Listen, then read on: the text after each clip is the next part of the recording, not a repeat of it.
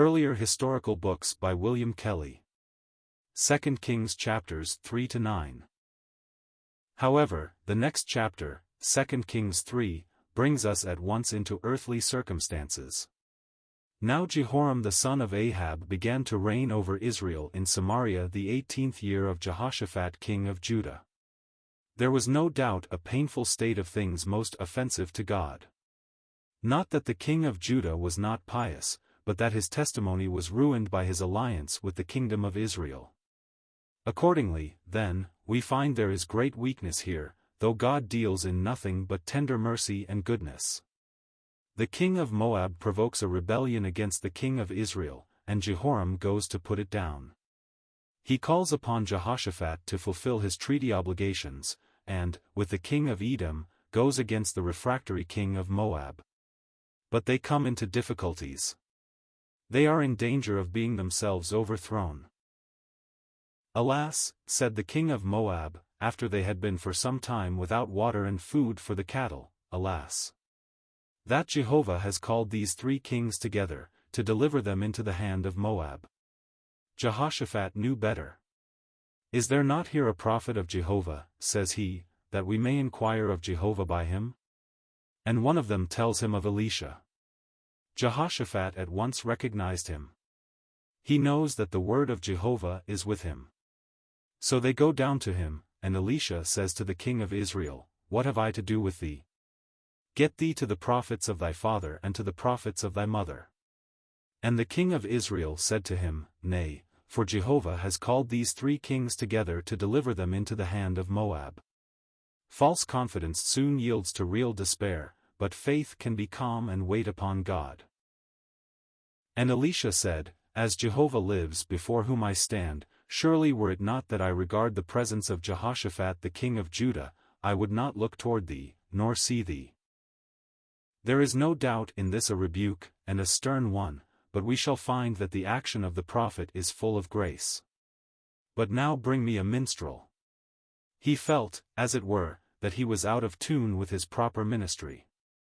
The presence of the wicked king had disturbed the heavenly tone of his soul.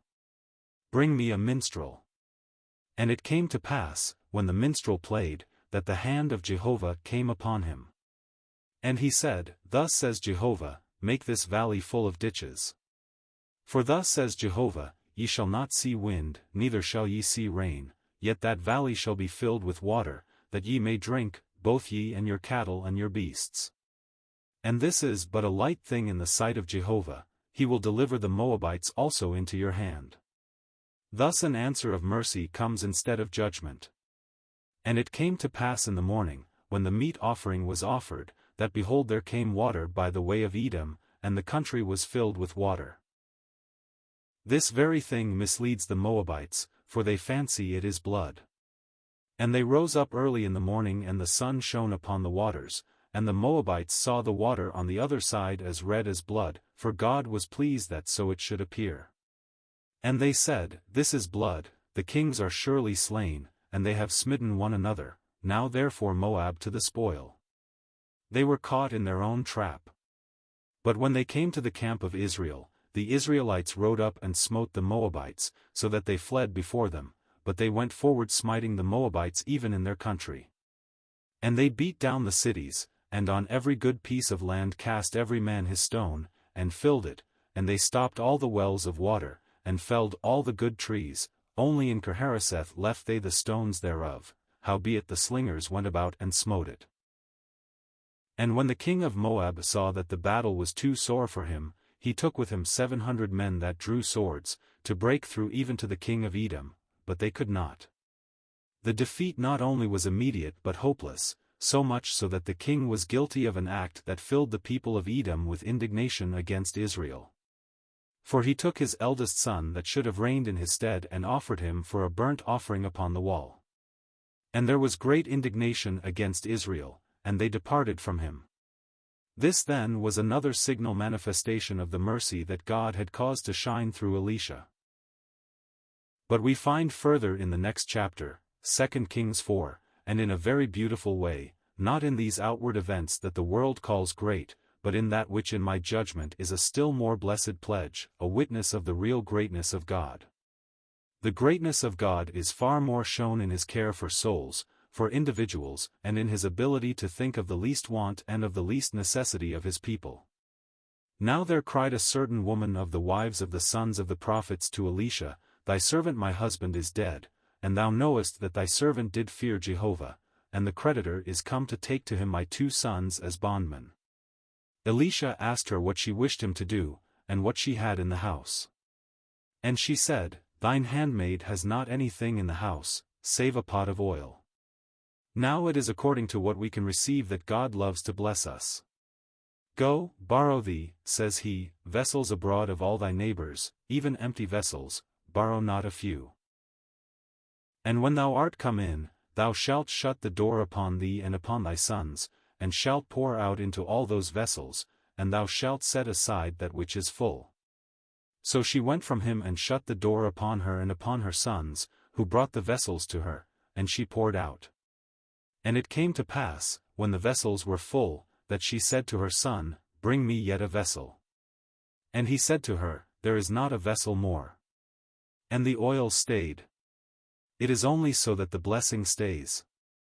There never can be a stay to the blessing as long as there is a heart ready to receive it. What a remarkable illustration. Then she came and told the man of God. And he said, Go, sell the oil, and pay thy debt. But this is not all. There is no doubt the rich supply of that which is the well-known type 2, of what is essential, of the Spirit. But further, it fell on a day, that Elisha passed to Shunem, where was a great woman, that is, a person of consequence, and she constrained him to eat bread.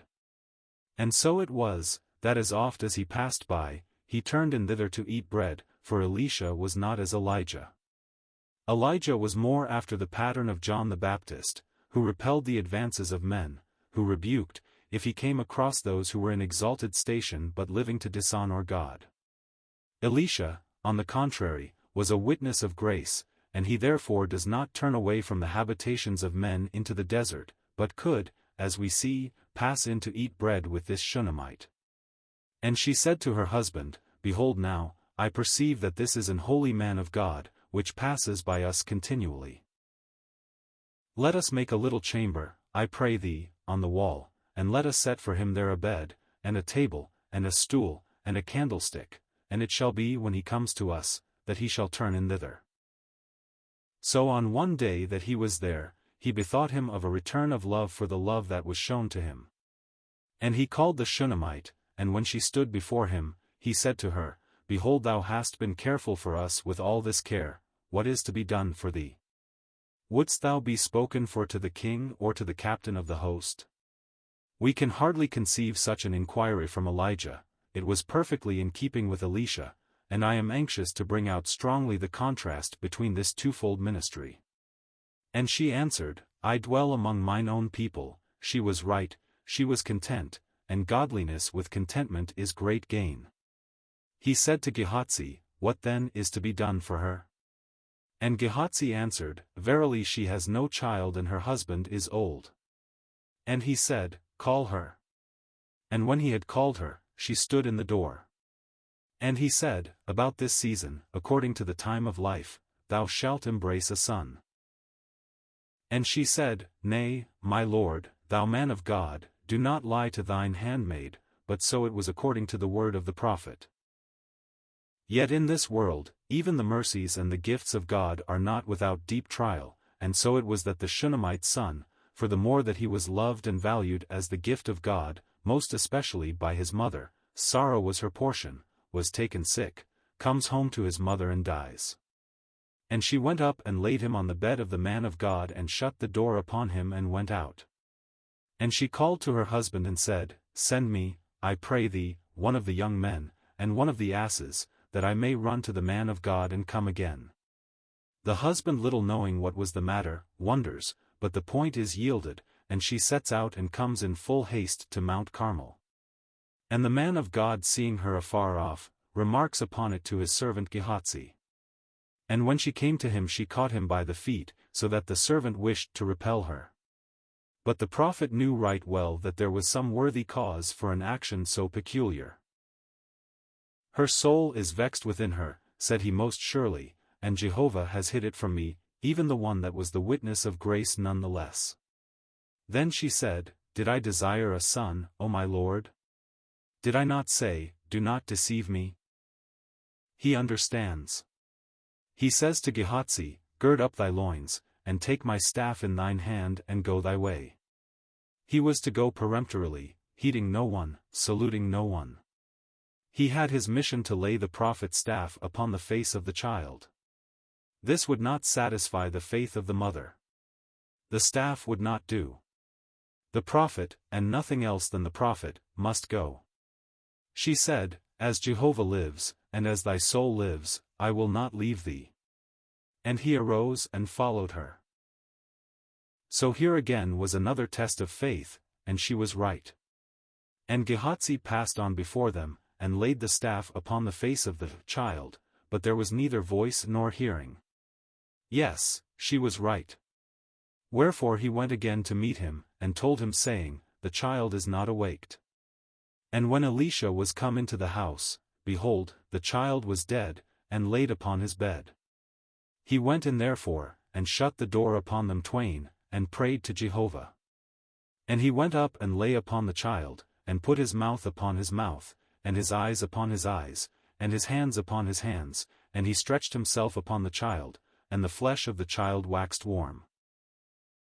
All the world might have done it in vain. God was pleased so to draw out the mind and heart of the prophet. It was not merely to be a cold request or even an earnest one. It showed in the most vivid manner that God had an interest in the prophet and answers faith. Then he returned, and walked in the house to and fro, and went up and stretched himself upon him, and the child sneezed 7 times, and the child opened his eyes. And he called Gehazi and said, "Call this Shunammite." So he called her. And when she was come in to him, he said, "Take up thy son." Then she went in and fell at his feet, and bowed herself to the ground, and took up her son and went out. Here then was not merely the gracious reply of what was good, but the power that was superior to evil, in its form most terrible to man upon the earth, superior to death. And this too in perfect grace. It was not that the Shunammite had asked him for the blessing, for it was he who had sought to give the blessing. But at the same time God wrought in her heart to expect another, and she was not disappointed. Yet it was not merely in this way, for now we find a dearth in the land. And the sons of the prophets were there. And as they were seething pottage, one of them put in some wild gourds, which were poisonous. So they poured out for the men to eat, and it came to pass as they were eating of the pottage that they cried out and said, "O thou man of God, there is death in the pot." And they could not eat thereof. But he said, "Then bring meal." And he cast it into the pot, and he said, "Pour out for the people that they may eat." And there was no harm in the pot. It is the same character of gracious power. Further, another thing, it was unselfishly gracious, for when the prophet was presented with 20 loaves of barley and full ears of corn in the husks thereof, he says again, "Give to the people that they may eat." We remember the remarkable difference in the case of Elijah, who tested the faith of the poor widow by asking first for himself. Not but what he knew the power that would meet her need, but still he tested her after so severe a sort. But in this case, thoroughly characteristic of Elisha's ministry, what is sent to him, he gives to others. And his servant, astonished, asked him, "What, should I set this before 100 men?" He said again, "Give the people that they may eat, for thus says Jehovah, they shall eat and shall leave thereof." So he set it before them, and they did eat and left thereof, according to the word of Jehovah. There is no stinting with God. But it is not merely in the midst of the distressed, and the mourning, and the needy, and the dying, or dead, of God's people. The grace of God, when once it begins to flow, breaks over all boundaries. And this is what we learn in the chapter that now follows, 2 Kings 5. And that we have authority from God to interpret it so, can be easily shown. Our Lord himself shows that the very essence of the teaching of this chapter is the grace that went out sovereignly to visit the Gentiles. There were many lepers in Israel, but it was not there that grace worked. If grace works, it will prove its own character, it will prove its own sovereignty, it will prove its own wisdom. God was looking for the neediest where he could be least expected, where there was evidently no claim upon him. Naaman the Syrian, commander-in-chief of the most powerful Gentile army opposed to Israel, was the one that God was pleased to visit with his mercy and in a manner altogether peculiar, and most encouraging. A little maid of Israel, a little captive maid, becomes the instrument of making it known. But the king of Israel's own powerlessness comes out, for he knew right well that it was not in man to cure leprosy, it was one of the things that God kept in his own power. However, here was exactly the opportunity of the prophet. I have already referred to the fact, and it is even more remarkable in Elisha's case than in Elijah's, that it is more in deed than in word that we find these two prophets manifesting God. Acts may be as prophetic as words, and their acts were so. We are entitled therefore to give them the fullest meaning they can bear, a meaning, of course, guided by Scripture elsewhere, for we must bear in mind that symbolic language is just as precise as the ordinary language of every day, and I should say rather more so. It is not everyone that can understand it so easily, but when the heart gets accustomed to the language of the Book of God, it is not found so very difficult. There must, of course, be the hearing ear and the attentive heart, but I say again that the symbols of Scripture are as fixed in their meaning as the plain language of it. Now, in this case, we have the Gentile coming to the prophet, and he comes as Gentiles will do, very full of their own thoughts and their own expectations. But the heart must prove its own utter ignorance and folly, it is only so that the full blessing may come. However, to Jordan he must go. His own rivers would not suit just because they were his own. The river of God, that is the river for the leper. And there he goes down into the waters of death, for such is the meaning of Jordan, not merely for the Jew to enter in, but for the Gentile by grace to receive the full blessing of God. And this, too, when Israel had utterly departed from the living God, and was under a cloud. This chapter puts it very strongly, for I have no doubt that guilty, covetous and unbelieving, is as rightly descriptive of the state of Israel now as then. Naaman was of the Gentile race, but, alas! The Jew is accursed with the leprosy from which the Gentile is delivered. And such was the state, not merely without a blessing, but under a judicial curse from God. The Gentile then is delivered, and we see the beautiful picture of a man not only set free, but with conscience active because he was set free. I do not say that he was all right, it is in vain to expect that all at once, but he was on the right road. And beautiful it is, beloved friends, to learn the lesson. I think we all need it sometimes, not to hurry souls, and not to be anxious to form them according to our own mold or our own measure. Thus we see, though the prophet could have answered at once as to the difficulty that Naaman presented, he leaves him in the hands of God.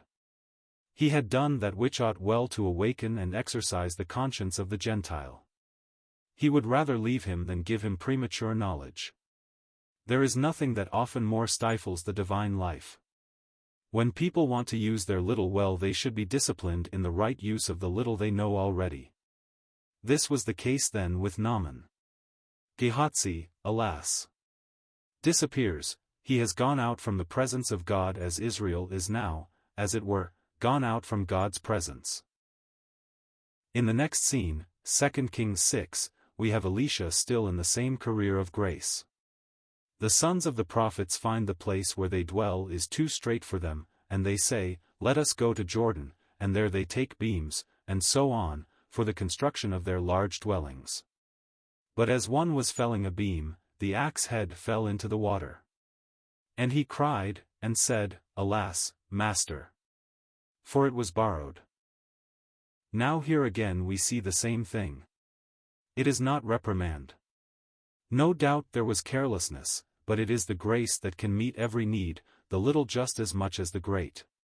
And I do not hesitate to say that true greatness shows itself in its capacity to take in the little. And the man of God said, Where fell it? And he showed him the place. And he cut down a stick and cast it in thither, and the iron did swim. Therefore, said he, Take it up to thee, and he put out his hand and took it. In what follows we have what is on a totally different scale, that is, the deliverance that appears from the enemy. Elisha's servant was alarmed, but the prophet prays for him. The film is removed from his eyes, and he sees how true is the word that more were on their side than on that of their adversaries. Elisha's prayer then is answered by the Lord, and the mountain was seen to be full of horses and chariots of fire round about Elisha. And when they came down to him, Elisha prayed to Jehovah and said, Smite this people, I pray thee, with blindness. And he smote them with blindness. But then there is all the difference even between this act and Elijah's. Where Elijah sends anything of the sort, he leaves them to it. When Elisha seems to depart for a season from grace, it is only to show the fuller grace in the end, just like our Lord, who, when appearing to be deaf to the Syrophoenician's request, only meant to send her away with a greater blessing, and a deeper sense of the Lord's goodness. So now, Elisha leads these very blinded men into Samaria, into the city which least of all they would have wished so to enter. They were helpless prisoners, so much so that the king of Israel wants to smite them, but the prophet stays his hand. My father, shall I smite them? Thou shalt not smite them. Wouldest thou smite those whom thou hast taken captive with thy sword and with thy bow? Set bread and water before them that they may eat and drink and go to their master. And what was the effect? The bands of Syria came no more into the land of Israel. To have smitten them would have only provoked another campaign. To have smitten them with blindness and to have restored their sight, and then to have fed them with bread and water in the very heart of the enemy's land, brought the immediate surrounding of the power of God so impressively before their eyes that the bands of Syria came no more into the land of Israel. It was no doubt a most effectual blow, but it was a blow of mercy and not of judgment. What next follows I may be brief upon.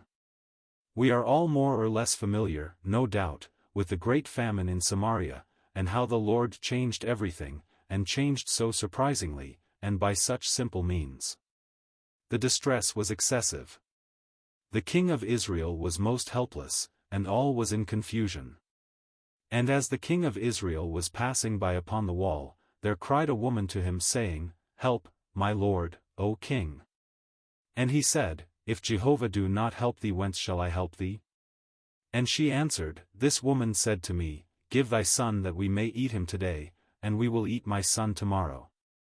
So we boiled my son and did eat him, and I said to her on the next day, Give thy son that we may eat him, and she has hid her son. No wonder that the king rent his clothes, and wore sackcloth, but there was no fear of God, on the contrary, there was a murderous intent against the prophet of God. The blame was laid upon him. But Elisha sat in his house and the elders sat with him, and the king sent a man from before him, but ere the messengers came to him, he said to the elders, See how this son of a murderer, for indeed he was, has sent to take away mine head. But there is no fire that comes down from heaven to consume him, quite the contrary. He said, Behold, this evil is of Jehovah, what should I wait for Jehovah any longer? There was no fear of God before the king's eyes. There was no confidence in God, and the fear of, and confidence in, God go together. Now what does Elisha say? Hear ye the word of Jehovah. Thus says Jehovah, Tomorrow about this time shall a measure of fine flour be sold for a shekel, and 2 measures of barley for a shekel, in the gate of Samaria. There was to be then the utmost abundance, and that, too, the very next day, where there was this most excessive famine even to the eating of poor little children.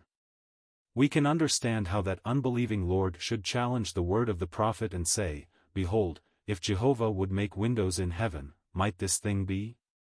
He did not expect that God was listening, and that God was answering, for his prophet instantly replies, Thou shalt see it with thine eyes, but shalt not eat thereof. And so it was. Then we have details of the 4 lepers brought before us, and the fleeing away of the Syrians, and the abundance that was left behind, and the way in which they themselves had found the mercy of God meeting them in their distress. They became the heralds of it to others that were only less distressed than themselves.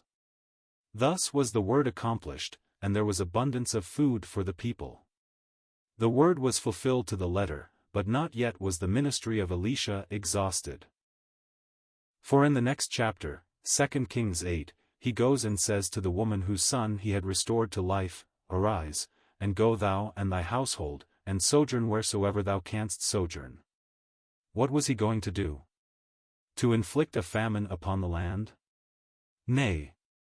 We do not hear that it was he that prayed for it, but we do hear that it was he that warned this Shunammite, so that she should be preserved from the bitter consequences of the famine. It was an intervention of grace and not an execution of judgment. The Shunammite woman is told to go where she can. It shall come upon the land, says he, for 7 years. And the woman arose and did after the saying of the man of God. And she went with her household and sojourned in the land of the Philistines 7 years. And when the full time of dearth was past, this woman returned. Can one doubt that as Gehazi represents Israel in their unbelief, and the solemn judgment of God upon them, because of it, and that too when the Gentile receives the blessing, for nothing more irritated Israel, as we see in the New Testament, than the Gentile receiving such a blessing of God, so here we find this woman is the sign of the return of Israel after the long period. The full term of famine has passed over the land once favored of God, but now given up to the miserable curse. She returns again, then, out of the land of the Philistines, and she comes and cries to the king for her house and land.